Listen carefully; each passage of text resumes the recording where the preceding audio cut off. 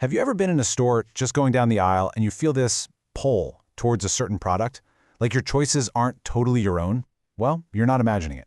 Today, we're going to pull back the curtain and expose the incredibly powerful and often invisible tactics that marketers use to influence pretty much everything we buy. And to kick things off, let me tell you about this guy, Martin Lindstrom. He's a total marketing insider. I mean, he literally wrote the book on these kinds of tactics. So he decides to run an experiment on himself, a total brand detox. For 1 year, no brands. He figured, hey, if anyone could resist the tricks of the trade, it'd be him, right? Well, he lasted 6 months. Just 6. Think about that. The expert, the guy who knows all the secrets, couldn't even make it half a year. His willpower just shattered. And it all started with one tiny thing, a lost suitcase, which, crazily enough, led to a massive, full-blown shopping binge. So, how in the world do they do it? How do these brands get such a powerful grip on all of us? It's way more than just a clever TV commercial. The real game is so much more subtle. It's about psychology, tapping right into the deepest, most primitive parts of our brains. And that is exactly what we're going to break down today. You know, it turns out marketers have a playbook. And like any good playbook, they get like 80% of their results from just a few core strategies. So today, we're going to deconstruct the 3 most powerful ones: how they prime our brains from the moment we're born, how they weaponize our deepest fears, and how they literally hack our senses. Okay, so let's get back to our expert Lindstrom. Picture this. He's in Cyprus, about to give a huge speech, and the airline loses his luggage. Total panic, right? The only thing he can find to wear is one of those generic, touristy, I Love Cyprus t-shirts. And that one single non-brand purchase, it broke the dam.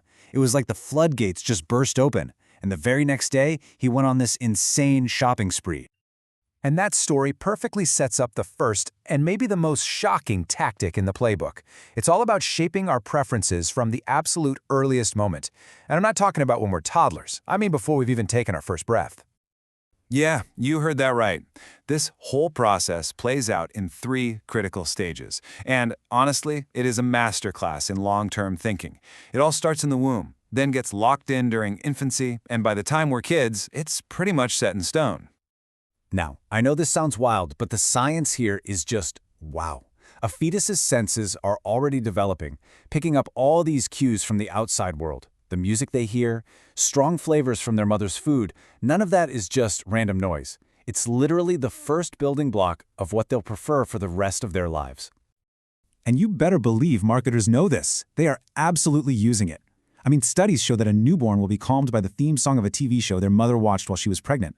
There was a mall in Asia that used specific smells and sounds, and a year later, the babies of the women who shopped there would instantly get calm when they entered that same mall. Or how about this one? A candy company in the Philippines gave free candy to pregnant women, and years later, their new coffee with that exact same flavor became a massive hit with those women's kids. It's all about forging this deep subconscious link between a brand and the feeling of safety in the womb. It's incredible. Which brings us to this little gem. For so many kids, their first word isn't mama or dada, it's McDonald's. And okay, they can't actually say the word, but that's the point. They recognize those golden arches, the red and yellow colors, and they connect it with feeling happy. That visual link is burned into their brains way before language ever kicks in. And get this, 100. That's the number of brand logos the average American kid can recognize by the time they're 3 years old. 100. Just let that sink in. Before they can even read a book or write their own name, they've got this whole library of corporate logos stored in their head. The foundation at that point is completely set. Okay, so with that foundation of brand preference firmly in place, marketers then shift gears. They move on to the next major tactic, and this one targets something even more powerful: our most primal gut-level emotions.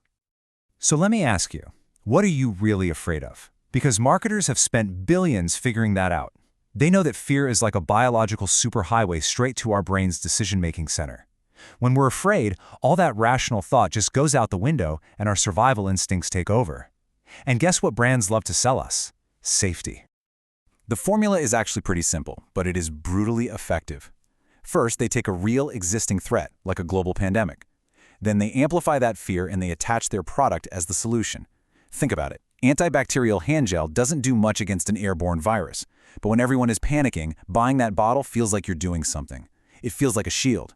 They essentially create, or at least magnify, a problem, and then they sell you the cure.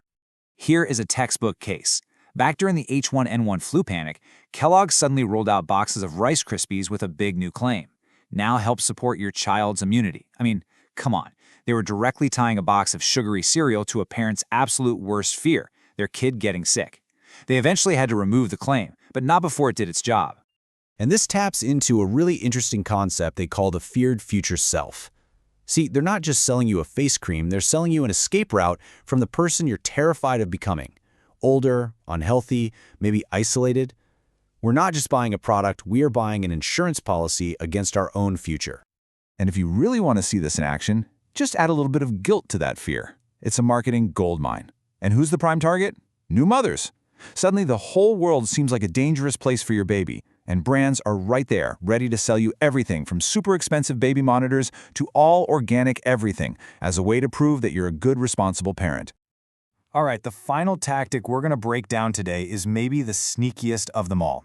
It's not about playing on your childhood memories or your biggest fears. This one is all about tricking your senses into believing something that just isn't true. So look at this jar of jam. It looks nice, right? Kind of fresh, maybe from a local farm, but the truth is, that jar could have been sitting in a warehouse for 8 months. So how do they convince your brain that it was practically made yesterday? Well, they use these clever little sensory shortcuts. Marketers call them symbols. It's that little paper seal on the lid, the fresh strip, that makes you feel like you were the first to touch it. It's that satisfying pop when you open the jar, a sound that was literally engineered in a lab to signal freshness to your brain. It's the exact same trick as the paper strip on a hotel toilet or the plastic cap on a glass. Our brains are just wired to see these little symbols and think clean, safe, fresh, completely bypassing any rational thought. Okay, so we've just deconstructed 3 of the most powerful tactics in the brand washing arsenal. Now let's put it all together. Let's create our own playbook so you can spot these things out in the real world. It's super simple. Just remember PFS. First, P is for priming. That's building the foundation of brand loyalty right from birth. Then F is for fear. That's creating an urgent, emotional problem that needs a solution, their product. And finally, S is for sensory hacking. That's using all those subconscious tricks and symbols to seal the deal and convince you their product is the real thing. Look, the goal here isn't to tell you to stop buying stuff. I mean, as our expert at the beginning proved, that's pretty much impossible. The real goal is just awareness. It's about recognizing the game while it's being played. Because once you can see the playbook in action, you can spot the priming, you can recognize the fear tactic, you can notice the sensory hack, that's when you take the power back. You get to make a truly conscious choice about what you're buying.